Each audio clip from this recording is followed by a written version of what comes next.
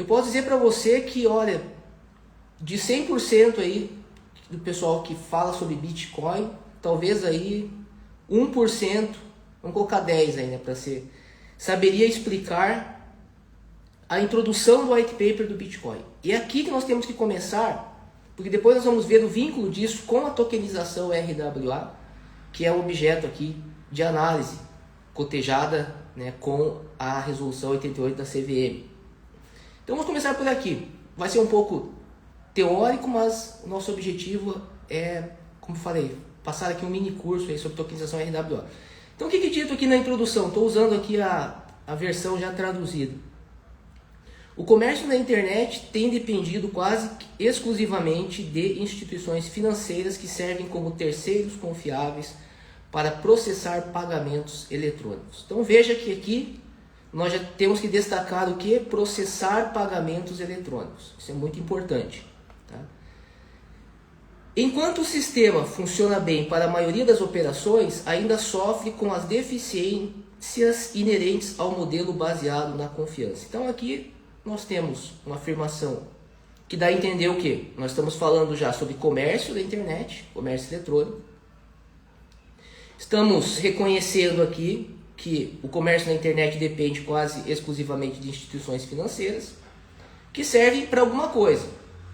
E o autor aqui do Bitcoin está dizendo que elas servem como terceiros confiáveis para processar pagamentos eletrônicos. Então a gente já precisa começar o assunto compreendendo que quando a gente fala sobre Bitcoin, e a gente vai ver que isso se aplica à tokenização RWA também, nós estamos falando de comércio eletrônico, estamos falando de processamento de pagamentos.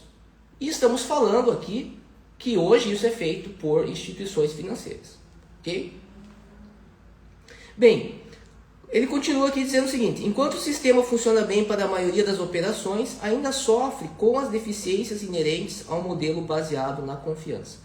Então, o que o autor do Bitcoin está dizendo é o seguinte: que hoje o comércio eletrônico depende de instituições financeiras que servem como terceiros confiáveis para realizar o processamento de pagamentos. Ou seja, são os responsáveis por validar as transações, verificar se o sujeito tem aquele saldo que ele disse que tem e que pretende transferir Alice para Bob, né? Aquela história clássica da Alice para Bob.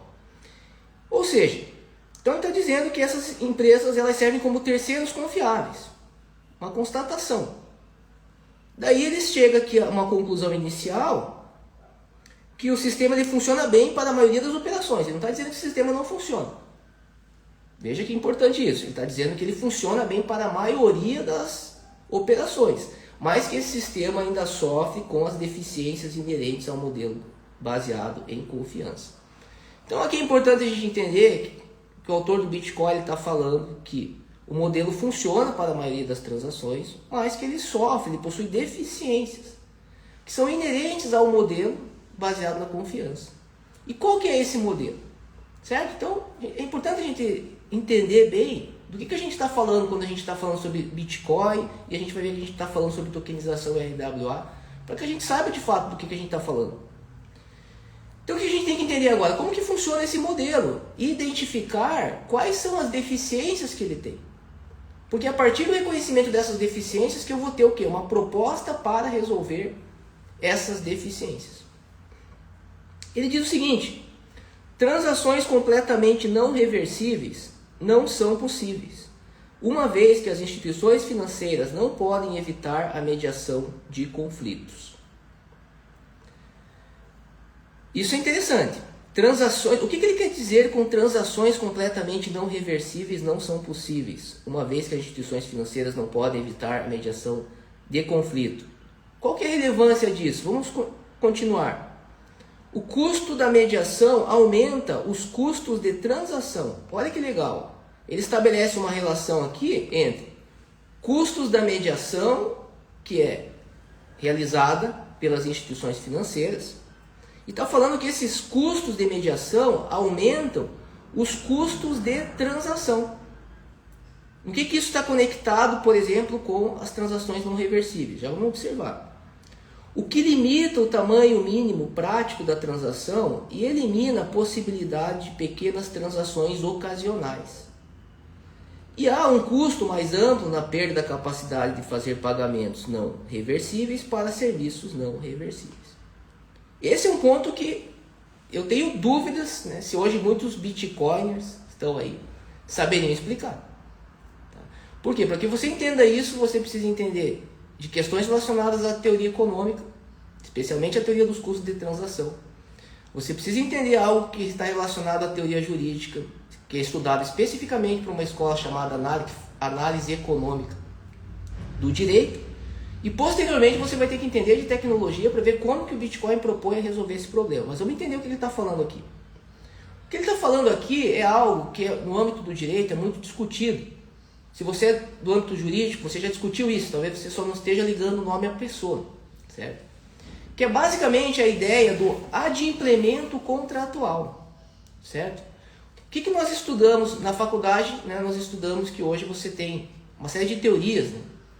A mais tradicional, que nós temos aquele brocardo, que é o pacta sunt servanda, diz que os contratos não podem ser desobedecidos, não podem ser inadimplidos, não podem ser revistos, né? Basicamente. Ou seja, se você fez o contrato, esse contrato ele deve ser cumprido. Por que disso? Por uma questão de justiça? Sim, mas não apenas. Uma escola, a escola liberal, né, ela tem uma ideia de que se você não garante que os contratos sejam realizados conforme as cláusulas, que isso traz um custo para a atividade econômica. Por quê? O contratado, por exemplo, os contratantes, de forma geral, eles vão ter que pensar no custo do inadimplemento contratual. Então, se eu vou fazer um contrato com você hoje e eu sei que esse contrato ele vai ser inadimplido, eu preciso pensar nisso e eu preciso transformar isso em valor. Isso vai gerar um custo adicional que eu vou ter que colocar no preço relacionado àquele contrato. Que é basicamente o que ele está dizendo aqui em relação às instituições financeiras. O que ele fala? Que transações completamente não reversíveis não são possíveis, uma vez que as instituições financeiras não podem evitar a mediação de conflitos. Ou seja, se surgir um conflito entre as partes, as instituições financeiras elas vão ter que desfazer a operação. É isso que ele está dizendo aqui. Tá? Isso é um problema, porque de acordo com essa teoria, que está baseada na análise econômica do direito, que é uma teoria muito estudada por um sujeito chamado Nick Szabo, que nada mais é ninguém menos do que o sujeito que criou os smart contracts, que hoje são a base da tokenização RWA. Então, só para vocês perceberem a conexão que nós temos aqui. Então veja, o que ele está falando? O custo dessa mediação, ou seja, o fato de eu não ter possibilidade no comércio eletrônico hoje de realizar transações irreversíveis, faz com que as instituições financeiras, que são o que nós vimos lá no início, os sujeitos que fazem a intermediação no processamento de pagamentos, tenham que aumentar o custo das operações, tenham que refletir essa possibilidade de reversão das transações por meio das tarifas. Isso é mais claro no decorrer aqui, quando ele diz que o custo da mediação aumenta os custos de transação, o que limita o tamanho mínimo prático da transação e elimina a possibilidade de pequenas transações ocasionais. Ele está falando aqui da impossibilidade de realização de micropagamentos no comércio eletrônico.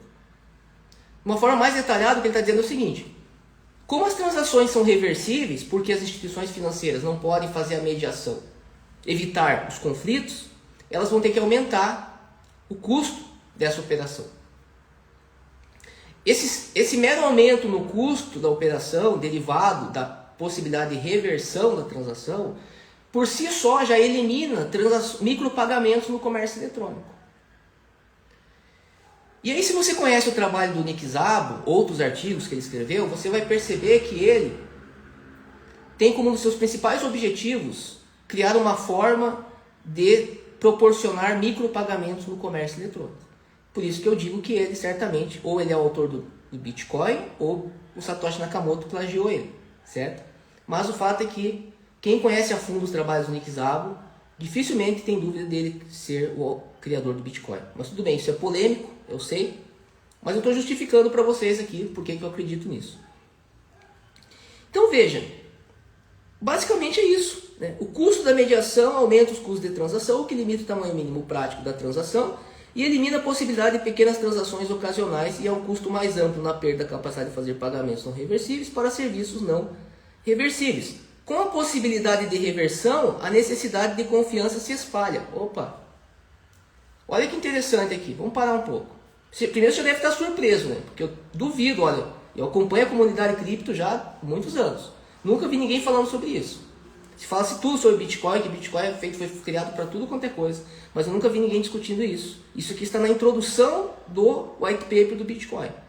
E o desconhecimento sobre isso, hoje explica o desconhecimento sobre tokenização RWA, que nós já vamos entender mais à frente.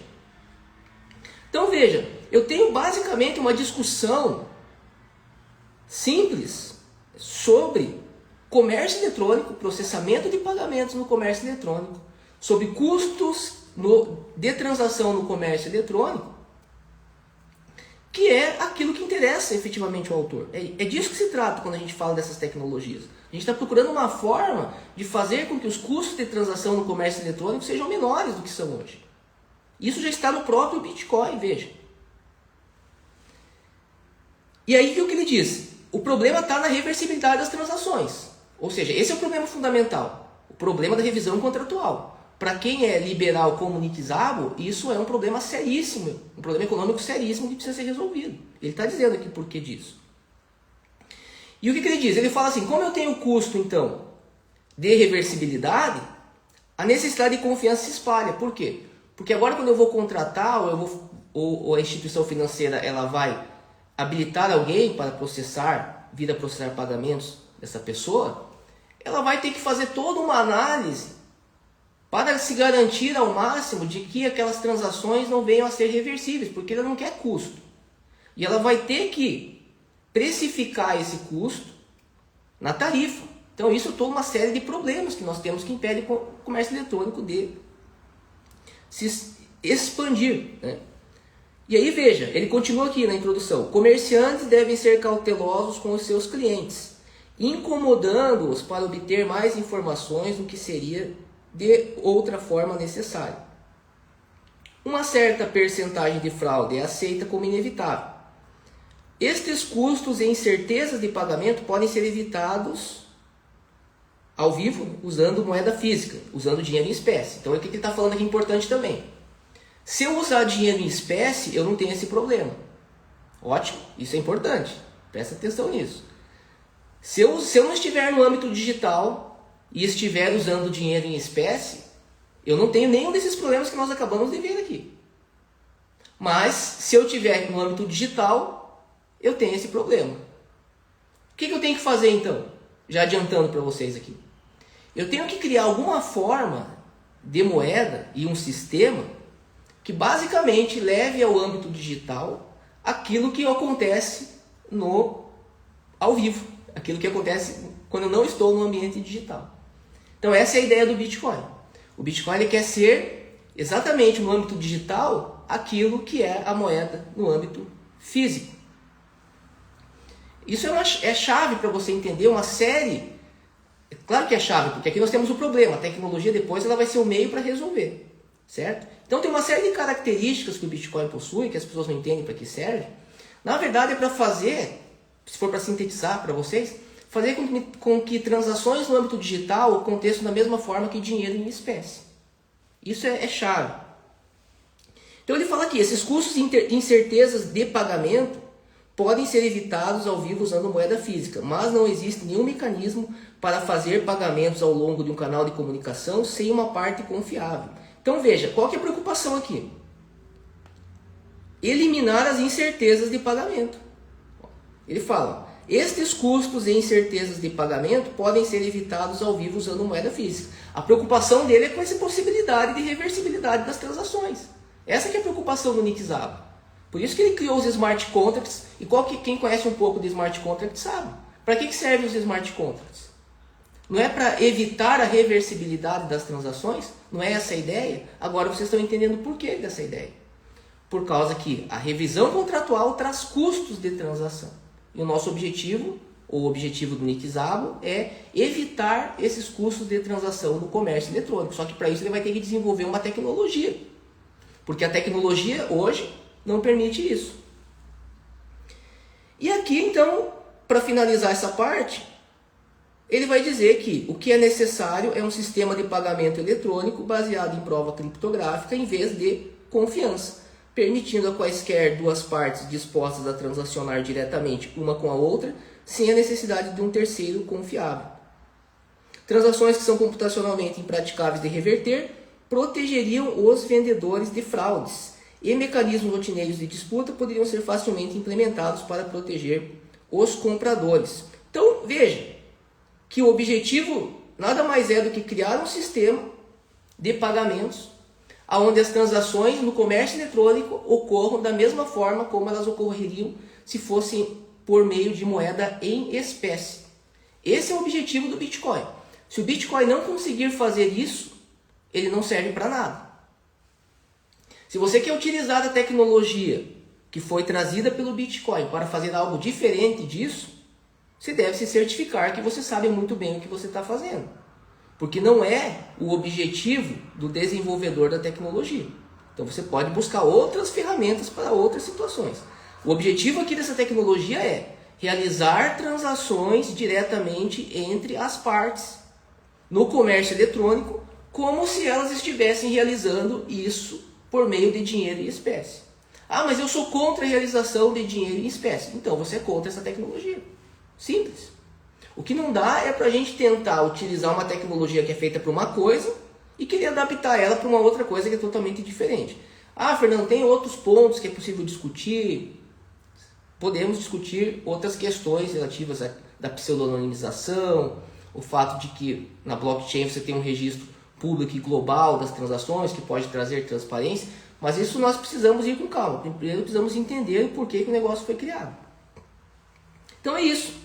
Então, em síntese, o que nós temos aqui, já no próprio Bitcoin, é a proposta de criação de um sistema de pagamentos que elimine as instituições financeiras, mas não porque o sujeito não gosta das instituições financeiras. Nós vimos aqui.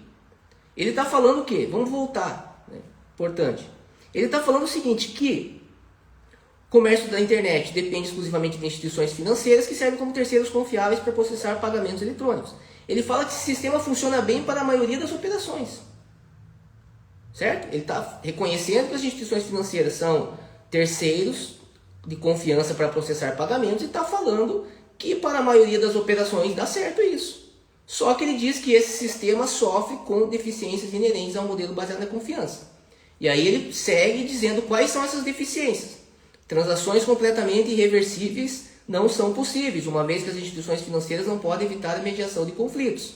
Como eu vou ter conflitos entre as partes, isso pode gerar um problema jurídico, eu posso ter o quê? Uma revisão contratual e as instituições financeiras vão ter que incluir esse custo de reversibilidade nas tarifas. É isso que ele está falando. Esse aumento no custo das tarifas, ele prossegue aqui, faz com que o simples aumento no custo das tarifas impossibilite micropagamentos no comércio eletrônico. E por que isso é um problema?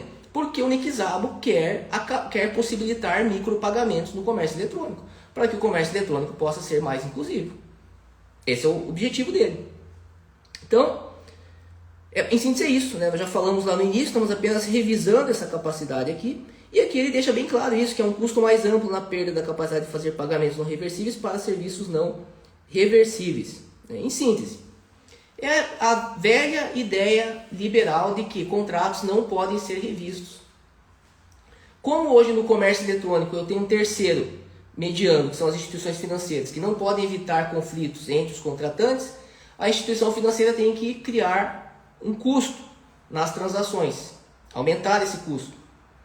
E esse custo impossibilita um maior acesso ao comércio eletrônico, uma vez que ele impossibilita micropagamentos. Não faz sentido. Tem operações que são operações pequenas que eu não vou querer fazer no comércio eletrônico justamente por causa do custo. Ou que aumentam o preço, né? Vai acabar gerando um problema aí. E aí você passa a ter que depender da confiança e isso acaba trazendo problemas para a privacidade, que é discutido também aqui no final, porque os bancos vão ter que pedir uma série de informações para você E você também, quando você vai fazer as transações, você vai ter que pedir uma série de outras informações. Então isso você tem um ataque à privacidade, que é um direito fundamental. Então essa questão da privacidade não é tanto, até pode ser polêmico aqui, não é tanto no sentido de evitar transações ilícitas. Esse é um problema do Estado. Tá? Do ponto de vista econômico, na verdade, o grande problema aqui é, pelo menos o que o Nizabo está falando, é você não correr o risco que a transação seja reversível, porque isso traz custo. E o capitalismo ele segue com essa análise de custo-benefício. Isso é básico, né? Então, beleza. Então, aí para finalizar aqui, o que ele diz? Então, ele diz que para resolver esse problema, é necessário um sistema de pagamento eletrônico que seja baseado em prova criptográfica em vez de confiança. Porque se ele for baseado em prova criptográfica, o que acontece? Eu não vou depender da confiança. Permitindo a quaisquer duas partes dispostas a transacionar diretamente uma com a outra sem a necessidade de um terceiro confiável. Então eu não vou ter esse aumento no custo da transação. Por quê? Porque eu não vou ter um terceiro que vai ter esse custo de reversibilidade. Ok? Eu não vou ter esse problema. Um terceiro preocupado, e se essa transação que tiver que refazer essa transação, o que vai acontecer? Eu vou ter um custo, porque já foi processado, eu vou ter que entrar no sistema, vou ter que reverter. Então, em vez de fazer 10, vamos cobrar 20. E aí o sujeito que precisaria fazer uma transação de micropagamento não consegue, por causa dessa tarifa. E com isso, nós ainda evitamos, né, uma série de questões aqui que ele fala referente às fraudes, dentre outras questões. Então, para a gente não se alongar muito, porque essa live não é sobre Bitcoin, é sobre tokenização RWA, mas o que nós precisamos entender aqui? Que o sistema Bitcoin ele foi criado como um sistema alternativo ao sistema de pagamento tradicional, que é o realizado hoje, o mediado pelas instituições financeiras. E por que ele foi feito dessa forma? Porque o Nizabo não gosta das instituições financeiras? Não. É porque esse sistema hoje ele traz um problema relativo a custos de transação. Ele impossibilita micropagamentos, porque ele não está imune à revisão contratual. Então a ideia é você criar um sistema imune a esse processo de reversibilidade contratual, conforme é almejado pelos liberais. E o Nizabo, sendo um liberal, ele inclusive idealizou um modelo de contrato nesse sentido, que são os smart contracts. Por que as pessoas falam assim, os smart contracts são contratos irreversíveis? E acham que isso surgiu do nada. Que do nada alguém, um louco lá do computador, começou a fazer um monte de código e escrevi os smart contracts, está aqui para você. É irreversível porque eu tive um sonho falando que tinha que ser reversível. Não é irreversível porque o sujeito teve um sonho. É irreversível porque o sujeito ele é de uma escola liberal de economia que entende que a revisão contratual traz custos de transação. Fernando, mas eu não seria legal eu reverter o contrato, porque o contrato pode ter uma cláusula abusiva, porque isso pode ser injusto? Sim, pode ser isso. Só que isso não para a escola liberal. Isso aí para outra escola, certo? Ou seja, para o pessoal que tem uma outra visão de economia. Intervencionismo estatal, proteção dos hipossuficientes, que não é a visão do criador do Bitcoin. Certo? Então nós temos que tomar cuidado quando a gente quer colocar uma tecnologia que foi criada para um propósito dentro de um outro propósito que não cabe. Certo? Aqui não cabe revisão contratual. Eu não estou preocupado se a cláusula é abusiva, se a cláusula não. Conforme o liberalismo econômico pensa, os sujeitos eles têm a chamada autonomia da vontade. Se ele assinou o contrato, ele tem que cumprir. Fernando, mas isso não pode causar problemas. Pode causar, mas aí para os liberais isso não importa, entendeu? Então é isso que as pessoas às vezes têm dificuldade, e eu fico um pouco chateado quando eu vejo a pessoa querer aplicar uma tecnologia para um propósito diferente do que ela foi criada. Então o que eu posso dizer é o seguinte, eu acho que o Bitcoin é um sistema que não funciona, porque ele está fundado em transações irreversíveis. E eu entendo que as transações devem ser reversíveis. Porque nós podemos ter injustiças, porque nós podemos ter cláusulas abusivas, conforme temos o contrato de adesão. Isso eu posso falar. Né? O que eu não posso fazer é tentar usar essa minha teoria com base na tecnologia do Bitcoin, porque aí eu estou fazendo uma coisa que não faz sentido nenhum. Certo? Então isso é muito importante para a tokenização RWA. Por quê, Fernando? E aí a gente já vai avançar aqui e eu quero abrir para perguntas, porque eu acho que a gente já matou muita coisa aqui só analisando a introdução do Bitcoin. Porque a tokenização RWA e a tokenização de forma geral não faz nada mais do que ampliar isso que foi criado pelo Bitcoin com o pensamento de ter um sistema de pagamento, fornecer uma moeda para esse sistema, que é a Bitcoin, e possibilitar que essas transações elas sejam irreversíveis e programáveis. Pouca gente sabe, mas o Bitcoin, as transações também são baseadas em smart contracts. O Vitalik Buterin não inventou os smart contracts. Não. Ele pegou do Nick Szabo, ele viu funcionando no Bitcoin, e aí ele ampliou isso para Ethereum, que é a principal infraestrutura hoje de tokenização, RWA, do mundo. Então, os smart contracts está tudo já no Bitcoin. Só que o que a Ethereum fez? A Ethereum ela tentou pegar essa ideia e ampliar. Porque o Bitcoin, eu tenho apenas a Bitcoin como ativo ali. Então, inicialmente, claro que hoje tem outras criações que não vamos falar aí, mas inicialmente o propósito é o Bitcoin pensado como moeda dentro de um sistema que já funciona de forma global, baseado em transações irreversíveis. A Ethereum ela tentou expandir isso, possibilitando que os agentes do mercado criassem seus próprios ativos digitais, de modo a submetê-los a essa mesma lógica, ok? Permitindo que os pagamentos, que o processamento das transações ocorressem no âmbito digital, similarmente ao que aconteceria no âmbito físico. Olha que legal isso. Pense, por exemplo, lá que eu tenho um conjunto de mercadorias aqui, e eu quero fazer uma negociação com o sujeito que está no outro lado. É como se quando eu uso o meio digital, é como se eu me teletransportasse e estivesse ali ao lado dele, né? Só que quando eu faço isso hoje, por meio do comércio eletrônico, eu tenho um custo.